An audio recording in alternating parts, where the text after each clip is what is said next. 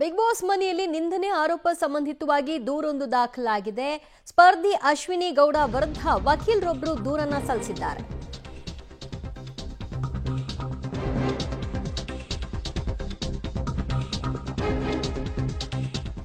Big boss ಮನೆಯಲ್ಲಿ ನಿಂದಿಸಿದ ಪ್ರಕರಣಕ್ಕೆ ಸಂಬಂಧಪಟ್ಟ ಹಾಗೆ ದೂರು ದಾಖಲಾಗಿದೆ. ಬಿಗ್ ಬಾಸ್ನ ಆಯೋಜಕರು ಸೇರಿದಂತೆ ಬಿಗ್ ಬಾಸ್ನ ಸ್ಪರ್ಧಿ ಅಶ್ವಿನಿ ಗೌಡ ವಿರುದ್ಧ ಎನ್ಸಿಆರ್ ಆಗಿದೆ.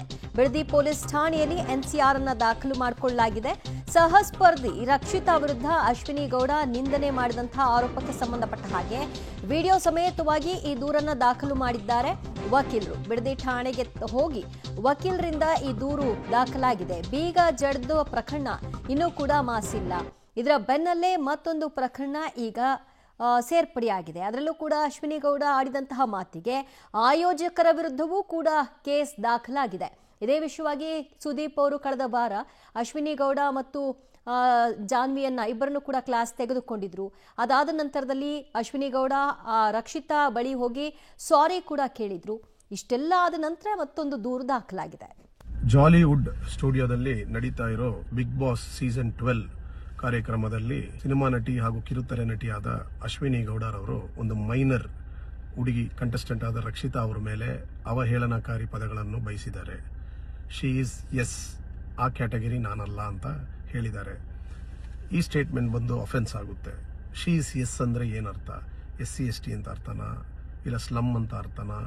ಇದನ್ನ ಅಶ್ವಿನಿ ಗೌಡರವರು ಕ್ಲಾರಿಫಿಕೇಶನ್ ಕೊಡಬೇಕು. ಒಂದು. ಎರಡನೇದು, ಬಿಗ್ ಬಾಸ್ ಅವರು ಬಿಸ್ನೆಸ್ ಹೆಡ್ ಪ್ರಶಾಂತ್ ನಾಯಕ್ ಆಗಿರಲಿ, ಇಲ್ಲ ಕ್ಲಸ್ಟರ್ ಹೆಡ್ ಸುಷ್ಮಾ ಆಗಿರಲಿ, ಇಲ್ಲ ಶೋ ಡೈರೆಕ್ಟರ್ ಪ್ರಕಾಶ್ ಆಗಿರಲಿ, ಈ ಒಂದು ಸ್ಟೇಟ್ಮೆಂಟ್ ಈ ಒಂದು ಶೋ ಅಲ್ಲಿ ಅವರು ಡಿಲೀಟ್ ಮಾಡಬೇಕಾಗಿತ್ತು. ಇಲ್ಲ ಅಂತಂದ್ರೆ ಅವರು ಮ್ಯೂಟ್ ಮಾಡಬೇಕಾಗಿತ್ತು. ಇದು ಮಾಡಿಲ್ಲ. ಅದರಿಂದಾಗಿ ನಾನು ಬಿಡದಿ ಪೊಲೀಸ್ ಸ್ಟೇಷನ್ ಅಲ್ಲಿ ಇವತ್ತು ಈ 4 ಜನದ ಮೇಲೆ ಒಂದು ಕಂಪ್ಲೇಂಟ್ ಲಾಡ್ಜ್ ಮಾಡಿದ್ದೀನಿ. ಸೊ ಪೊಲೀಸ್ ಅವರಿಗೆ ಕಾನೂನು ರೀತಿ ಕ್ರಮ ಜರುಗಿಸೋಕೆ. ಮತ್ತಷ್ಟು ಮಾಹಿತಿ ಪಡೆಯೋಣ ನಮ್ಮ ಪ್ರತಿನಿಧಿ ನರಸಿಂಹಮೂರ್ತಿಯಿಂದ. ನರಸಿಂಹಮೂರ್ತಿ, ಈಗ ವಕೀಲರು ಈ ದೂರನ್ನ ಕೊಟ್ಟಿದ್ದಾರೆ. ಯಾರೆಲ್ಲರ ವಿರುದ್ಧವಾಗಿ ದೂರು ಕೊಟ್ಟಿದ್ದೀನಿ ಅನ್ನೋದನ್ನು ಕೂಡ ಹೇಳ್ತಾ ಇದ್ದಾರೆ. ಬಟ್ ದೂರಿನ ಸಾರಾಂಶವನ್ನು ಗಮನಿಸಿದಾಗ ಆ ಪರ್ಟಿಕ್ಯುಲರ್ ಆ ವರ್ಡ್, ಆ ಅಕ್ಷರದ ಬಗ್ಗೆ ಅವರ ಆಕ್ಷೇಪ ಇದೆಯಾ? ದಿವ್ಯಾ, ಬಿಗ್ ಬಾಸ್ ಸೀಸನ್ 12 ಈಗಾಗಲೇ KSPCB ಈ ಒಂದು ಕೆಲ ನಿಯಮಗಳನ್ನು ಉಲ್ಲಂಘನೆ ಮಾಡಲಾಗಿದೆ, ಪರಿಸರದ ನಿಯಮಗಳನ್ನು ಅಂತೇಳಿ ಬಿಗ ಹಾಕುವ ಕೆಲಸವನ್ನು ಮಾಡಲಾಯಿತು. ಅದಾದ ಬಳಿಕ ಇದೀಗ ಮತ್ತೊಂದು ವಿವಾದ ಉದ್ಭವವಾಗಿದೆ. ಅದೇನಂತ ಹೇಳಿದ್ರೆ, ಸ್ಪರ್ಧಿಯಾಗಿದ್ದಂತಹ ಅಶ್ವಿನಿ ಗೌಡ ಸಹ ಸ್ಪರ್ಧಿ ರಕ್ಷಿತಾ ಎಂಬಾಕೆಯ ವಿರುದ್ಧ ಒಂದು ಆಕ್ಷೇಪಾರ್ಹ ಪದವನ್ನು ಬೆಳೆಸಿದ್ದಾರೆ. ಆಕೆ ಗೊತ್ತಲ್ಲ, ಬಿಲಾಂಗ್ಸ್ ಟು ಎಸ್ ಅಂತೇಳಿ ಹೇಳಿದ್ದಾರೆ. ಆ ಬಳಿಕ ನಾನು ಆ ಥರ ಅಲ್ಲ ಅನ್ನೋ ನಿಟ್ಟಿನಲ್ಲಿ ಮಾತನಾಡಿದ್ದಾರೆ. ಹೀಗಾಗಿ ಇಲ್ಲೆಲ್ಲೋ ಒಂದು ಕಡೆ ಆ ವ್ಯಕ್ತಿಯ ನಿಂದನೆಯನ್ನು ಮಾಡುವ ಕೆಲಸ ಆಗಿದೆ ಅನ್ನೋ ಮಟ್ಟಿಗೆ ಇದೀಗ ಹೈಕೋರ್ಟ್ ವಕೀಲ ಪ್ರಶಾಂತ್ ಮೆಹ್ತಾಲ್ ದೂರನ್ನ ಕೊಟ್ಟಿದ್ದಾರೆ. ಈ ದೂರಿನ ಆಧಾರದ ಮೇಲೆ ಬಿಡದಿ ಪೊಲೀಸ್ ಠಾಣೆಯಲ್ಲಿ ಒಂದು NCR ಕೂಡ ದಾಖಲಾಗಿದೆ. ಇಲ್ಲಿ ಆಗಿದ್ದಂತಹ ಅಶ್ವಿನಿ ಗೌಡ, ಅದ್ರ ಜೊತೆಗೆ ಮ್ಯಾನೇಜ್ಮೆಂಟು ಮತ್ತೆ ಈ ಒಂದು ಕಾರ್ಯಕ್ರಮವನ್ನ ಡೈರೆಕ್ಷನ್ ಮಾಡುವಂತವರು, ಇವರೆಲ್ಲರ ವಿರುದ್ಧ ದೂರು ದಾಖಲಾಗಿದೆ. ಸದ್ಯ ಈ ಸಂಬಂಧ ಪೊಲೀಸರು ಇವರೆಲ್ಲರಿಗೂ ಕೂಡ ನೋಟಿಸ್ ಅನ್ನು ಕೊಟ್ಟು ವಿಚಾರಣೆಗೆ ಕರೆಯಬಹುದು.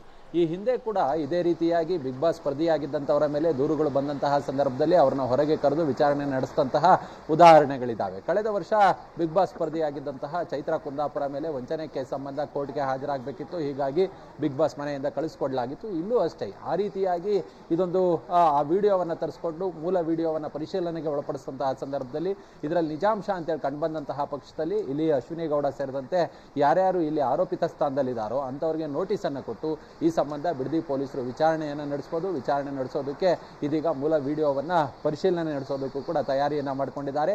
ಈ ಸಂಬಂಧ ವಕೀಲರು ಕೊಟ್ಟಂತಹ ದೂರಿನ ಆಧಾರದ ಮೇಲೆ ಇದೀಗ ಬಿಡದಿ ಪೊಲೀಸರು ತನಿಖೆಯನ್ನು ನಡೆಸ್ತಿದ್ದಾರೆ. ಎಸ್ ಅಂದ್ರೇನು, ಯಾಕೆ ಆ ರೀತಿಯಾದಂತಹ ಪದವನ್ನು ಬಳಸಿದ್ರು, ಯಾವ ಒಂದು ಎಪಿಸೋಡ್ನಲ್ಲಿ ಬಳಸಿದ್ರು, ಇವೆಲ್ಲವನ್ನು ಕೂಡ ಪರಿಶೀಲನೆಗೆ ಒಳಪಡಿಸುವ ಕೆಲಸವನ್ನ ಮಾಡ್ತಿದ್ದಾರೆ.